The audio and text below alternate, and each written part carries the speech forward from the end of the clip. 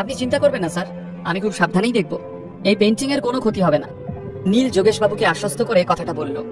যদিও পেন্টিংটা নকল, তা সত্ত্বেও নীলকে এগিয়ে যেতে দেখে সাবধান করে দিয়েছিলেন যোগেশ। নকল হলেও এটা যেন কোনোভাবে ভেঙে না যায়, তাই খুব সাবধানে রাখতে হবে। ভেঙে গেলে গেস্টের সামনে মান সম্মান সব চলে যাবে, উপরন্তু ক্ষতিপূরণও দিতে হবে। সাধারণ জিনিসের প্রতিও ওনার এমন মায়া দেখে ভালো লাগলো নীলের। হলের ভিতরের পরিস্থিতি আগের থেকে অনেকটা বদলে গিয়েছিল। সবাই শান্ত হয়ে নীলের এক্সপ্লেনেশনের জন্য অপেক্ষা করতে লাগলো। সবাই ভেবে নিয়েছিল কোনো বাজে যুক্তি শোনাবে এই নীল, এবং তা নিয়ে পরে খিল্লি করা যাবে। আসলে সেই সময়টারই অপেক্ষায় সবাই। তারা শুধু নীলকে ছোট করার সুযোগ খুঁজছিল। পেন্টিংটা নীল যদি আসল বলে দাবি করে তাহলে ওকে চেপে ধরবে সবাই। তবে এসব কিছুকে বিশেষ পাত্তা না দিয়ে খুব ভালোভাবে পেন্টিংটা দেখতে থাকলো নীল। তবে পরখ করতে বেশি সময় নিল না। 30 সেকেন্ডের মধ্যেই ওর চোখ মুখ হয়ে উঠল উজ্জ্বল। নীলের ব্যবহার দেখে অন্যান্য দোকানের মালিকরা নিজেদের মধ্যে আলোচনা করতে লাগলো, এত তাড়াতাড়ি পরখ করে নিল, এও কি সম্ভব? কপাল ভালো ছিল বলে আগের বারের সিদ্ধান্তটা ঠিক হয়েছিল। তারপর থেকে তো নিজেকে এই ব্যবসার রাজা ভাবতে শুরু করেছে এই ছেলে। ওদের মুখে এসব কথা শোনার পরও নীল নিজের কাজ মন দিয়ে করতে থাকলো।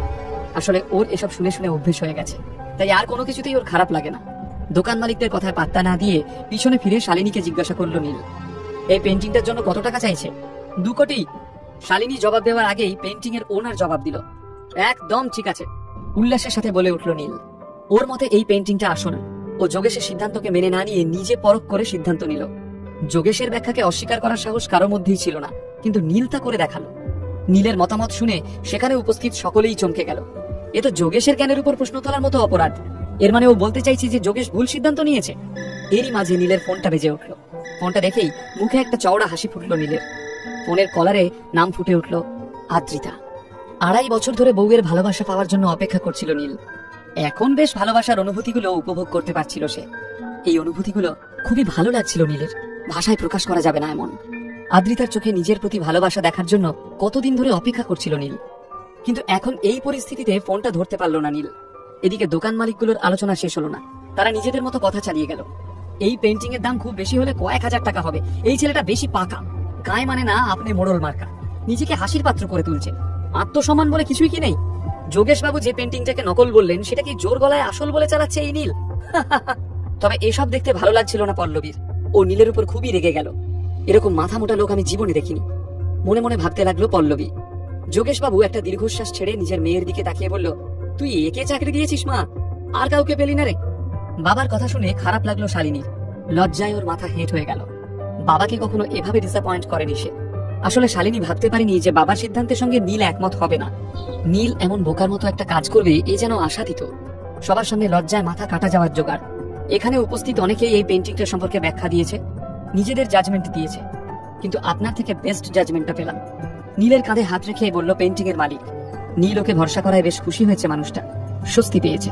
কিন্তু বাকিরা যখন নীলকে নিয়ে ব্যঙ্গ করছে তখন আসরে নামলো যোগেশ মিত্র। নীলের দিকে তাকিয়ে গম্ভীর গলায় প্রশ্ন করলো, তোমার কেন মনে হচ্ছে এই পেন্টিংটা আসল আর এটার জন্য 2 কোটি টাকা দেওয়া উচিত? এটার বিশেষত্ব কি? একটা নকল পেন্টিংকে আসল বলছো তুমি? তোমার এই ব্যাপারে কি আদৌ কোনো জ্ঞান আছে? যোগেশের মুখ থেকে এসব কথা শুনে খুব হাসি পেল নীলের। এনাকে নিয়ে নাকি এত মাতামাতি করে লোকজন? সত্যি বাবা, যোগেশ বাবু যদি এই পেন্টিংটার জন্য 2 কোটি টাকাও দেন তাহলেও তার ক্ষতি হবে না। মনে মনে এসব কথাই ভাবতে লাগলো নীল। মনের মধ্যে চলতে থাকা এতগুলো কথার মধ্যে একটাও প্রকাশ করলো না নীল। শুধু সোজাসুজি উত্তর দেওয়ার চেষ্টা করলো, যোগেশ স্যার, আপনি কি বালিশার ব্যাপারে কখনো শুনেছেন? যোগেশকে এতক্ষণ বেশ বিরক্ত দেখাচ্ছিল। নীলের কথাটা শোনার পরেই তিনি চমকে উঠলেন। কি? কিন্তু এটা কিভাবে সম্ভব? এটা হতেই পারে না। যোগেশবাবু খুব অধৈর্য হয়ে উঠলেন। উনি বালিশার বিষয়ে সবকিছু জানতেন। সে এক বিখ্যাত ঘরানার চিত্রকলা। কিন্তু এই পেন্টিংটা কি সত্যি বালিশাতে তৈরি করা হয়েছে? পেন্টিংটায় বালিশা ঘরানার ছাপ রয়েছে, কিন্তু তার মানে এই নয় যে এটা সেখানেই তৈরি করা হয়েছে। বালিশাতে যে গাছগুলো রয়েছে সেই গাছের ছাল খুবই মোটা হয়, কিন্তু এই পেপারটার ছাল তো খুবই পাতলা। তার থেকেও বড় বিষয়, যদি এই ছবিটা বালিশা ঘরানার নিজস্ব রং দিয়ে আঁকা হয় তাহলে রংটা এত ফিকে কেন হবে? অবাক হয়ে জিজ্ঞেস করলেন যোগেশ। ওখানে উপস্থিত বাকি লোকজন কিছুই বুঝতে পারছিল না যে যোগেশবাবু ও নীল কোন বিষয়ে কথা বলছে।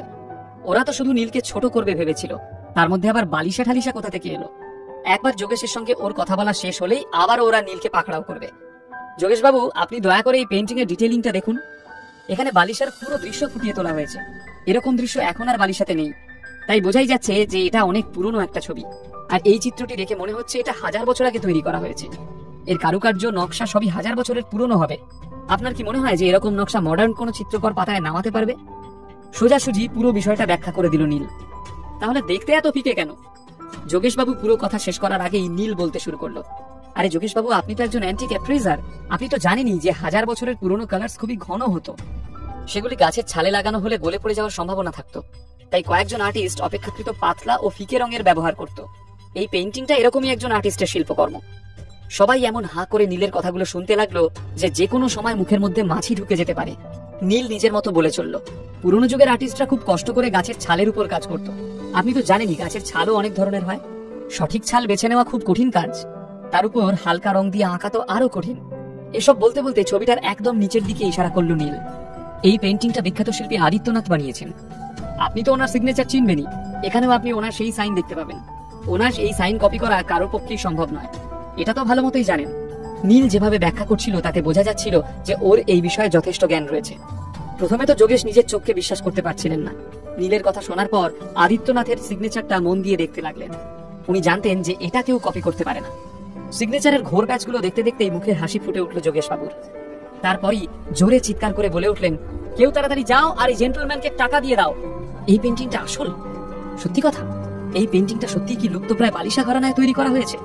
ঘটে যাওয়া ঘটনাগুলোকে প্রত্যক্ষ করে ওখানে উপস্থিত সকলে নিজেদের মতো করে আলোচনা শুরু করে দিয়েছিল। যারা নীলকে ছোট করেছিল এখন তাদের মুখই ছোট হয়ে গেল, পাল্টে গেল ওদের মুখের রং। এমনকি পল্লবীও হতবাক হয়ে দেখছিল। নীলকে ও খুবই বেকার একটা মানুষ ভাবতো, কিন্তু নীলের এই গুণ সে জানতো না। নিজের মাথায় চাটি মেরে মনে মনে ভাবলো, আমি মাথা মোটা, শুধু হিরে নয়, নীলের তো লেজেন্ডারি পেইন্টিং সম্পর্কেও খুব ভালো নলেজ রয়েছে। শালিনীও বুঝতে পারছিল না হঠাৎ করে ওর বাবার হলোটা কি। এতক্ষণ তো বলছিল ছবিটা নকল, এখন আবার বলছে আসল। যোগেশের কাছে গিয়ে প্রশ্ন করলো, বাবা আর ইউ সিরিয়াস? আরে তুমি এখনো দাঁড়িয়ে আছো? তাড়াতাড়ি যাও আর এই ব্যক্তির ব্যাংকে পুরো টাকা ট্রান্সফার করে দাও। আমি চাই না যে উনি এই ছবিটা বিক্রি করার সিদ্ধান্ত বদলে ফেলুন। এক নিঃশ্বাসে এই কথাগুলো বলে গেলেন যোগেশ বাবু। আনন্দে যেন ছোট বাচ্চাদের মতো লাফালাফি শুরু করলেন উনি। এবার বিশ্বাস হলো তো যে এই পেইন্টিংটা আসল? এবার চলো তো তাড়াতাড়ি আমার ব্যাংকে পুরো টাকা ট্রান্সফার করো, আমার আরো অনেক কাজ আছে। তোমাদের সঙ্গে দাঁড়িয়ে এখানে সময় নষ্ট করতে পারবো না আমি। এতক্ষণে নিজের সত্যতা প্রমাণ হওয়ায় বেশ জোর দিয়ে তাড়া দিতে শুরু করলো সেই ভদ্রলোক। কিন্তু এই ব্যক্তির তাড়া দেখে সন্দেহ হলো নীলের। ও বুঝতে পারছিল না এত দামি একটা পেইন্টিং বিক্রি করতে এসে এত তাড়া কেন দিচ্ছে সে। এসব ভাবতে ভাবতে একটা দীর্ঘশ্বাস নিল নীল। যদিও ও আগেই বুঝতে পেরেছিল যে এই ব্যক্তির পেইন্টিং সম্পর্কে কোনো জ্ঞানই নেই। এত বছরের একটা পুরনো আদিত্যনাথের পেইন্টিং এর দাম প্রায় কয়েক কোটি টাকার কাছাকাছি হবে, কিন্তু এই ব্যক্তি 2 কোটিতেই সেটা বিক্রি করতে চাইছে। এই বিষয়টা কোনোভাবেই হজম হচ্ছিল না নীলের। নীল আদিত্যনাথের সিগনেচারটা দেখে সেটা ভালোভাবে পরীক্ষা নিরীক্ষা করতে চাইছিল। খুঁটিয়ে খুঁটিয়ে সিগনেচারটা দেখছিল সে, কোনো কারণে যেন কিছু ভুল না হয়ে যায়। এই পেইন্টিংটা থেকে আলাদা আলাদা ঘাস পাতার গন্ধ পেল নীল, আর এই কারণেই নীল আরো নিশ্চিত হলো যে এই পেইন্টিংটা আসল। কিন্তু একটা কিছু দেখে ভীষণ খটকা লাগলো নীলের। মনে মনে ভাবলো এই বিষয়ে এখনই কথা বলা ঠিক হবে না। তাই শান্ত হয়ে কিছুক্ষণ অপেক্ষা করার সিদ্ধান্ত নিল নীল। ওদিকে যোগেশ ওই পেইন্টিংটা নিয়ে কয়েক সেকেন্ড চুপ করে বসে থাকলেন। এটা আসল পেইন্টিং তা বোঝার পর থেকে ওনার খুশির কোনো ঠিকানাই রইল না। ওখানে উপস্থিত অন্যান্য দোকানের মালিকরা নিজেদের ফোন বের করে ইতিমধ্যেই বালিশার বিষয়ে পড়তে শুরু করে দিল। ওরা বুঝে গিয়েছিল যে এটা কোনো সাধারণ পেইন্টিং নয়। এত দামি একটা চিত্র এত কম দামে পেয়ে গেল বাবা মেয়েতে, এটা ভাবতেই হিংসায় জ্বলে পড়ে গেল বাকি দোকানের মালিকরা। টাকা পাওয়ার পরই ওই ব্যক্তি ওখান থেকে চলে গেল। এরই মধ্যে একটি খাম হাতে হল ঘরে এলো যোগেশ। নীল, আমি ভাবতে পারিনি যে তুমি এতটা ট্যালেন্টেড। তোমার প্রতি আজ আমি খুবই গ্রেটফুল। এর জন্য আমি তোমাকে উপহার দিতে চাই। এখানে বেশি কিছুই নেই, তুমি এই উপহার ফেরাবে না, কথা দাও। তুমি না থাকলে আজ এত ভালো একটা ডিল হাতছাড়া হয়ে যেত। আপনাকে অনেক অনেক ধন্যবাদ যোগেশ স্যার। মিত্র পরিবারের সঙ্গে কাজ করতে পেরে আমি খুব খুশি। হাসতে হাসতে বলল নীল। যোগেশের উপহার ফেরাতে চায় না নীল, কারণ ও জানতো এই পেইন্টিংটার আসল দাম কত। মিত্র পরিবারের হাতে আর জ্যাকপট লেগে গেছে। তার মধ্যে থেকে যদি কিছু ও পেয়ে যায় তাহলেও কিছু যায় আসবে না। মিত্র পরিবারের আজ প্রচুর লাভ হয়েছে, আর সব থেকে বড় বিষয় হলো হাতের লক্ষ্মীকে কখনো পায়ে ঠেলতে নেই। তাই যা ঘরে আসছে তাই নিয়ে নিতে চাইছিল নীল। তুমি একদম সঠিক মানুষকে চাকরি দিয়েছো। শালিনীকে কথাগুলো বলতে বলতে বারবার নীলের দিকে তাকাচ্ছিলেন যোগেশ। তুমি এখন খুবই ইয়াং, কিন্তু তোমার জ্ঞানের তো কোনো তুলনা নেই। আজকে আমি তোমাকে ট্রিট দিতে চাই, চলো আমরা ড্রিঙ্কস দিয়ে শুরুটা করি, কি বলো? নীলের কাঁধে হাত রেখে যোগেশ কথাটা বললেন। বালিশার পেইন্টিংটা কেনার পর থেকে যোগেশের আনন্দের কোনো কুল কিনারা রইল না। এমন অনুভূতি ভাষায় প্রকাশ করা যায় না। নীলকে দেখে যোগেশের ছোটবেলার কথা মনে পড়ে গেল। নীলের মতোই ওনার মধ্যেও ছিল আত্মবিশ্বাস, সবকিছু জয় করে নেওয়ার অদম্য ইচ্ছে। আর সেই ইচ্ছের জোরেই যোগেশ এতদূর পর্যন্ত এগিয়েছেন। নীলের মধ্যে নিজেকে খুঁজে পেয়ে চোখ ছলছল করতে লাগলো ওনার। তাই নীলের সাথে বেশ ভালো করে ভাব জমাতে চাইছিলেন উনি। আমি মনে হয় আজ আপনার অনুরোধ রাখতে পারবো না। আসলে আমার আজকে কিছু কাজ রয়েছে, তাই আজ রাতে আপনাদের সঙ্গে থাকতে পারছি না, কিন্তু পরের বার একদম পাক্কা। আর তখন ট্রিটটাও আমিই দেবো, কেমন? নীল এখন শুধুমাত্র ওই লোকটার কথা ভাবতে লাগলো যে পেন্টিংটা বিক্রি করতে এসেছিল। কেউ প্রায় 50 কোটির পেন্টিং কেন 2 কোটিতে বিক্রি করবে, এসবই ভাবতে লাগলো নীল।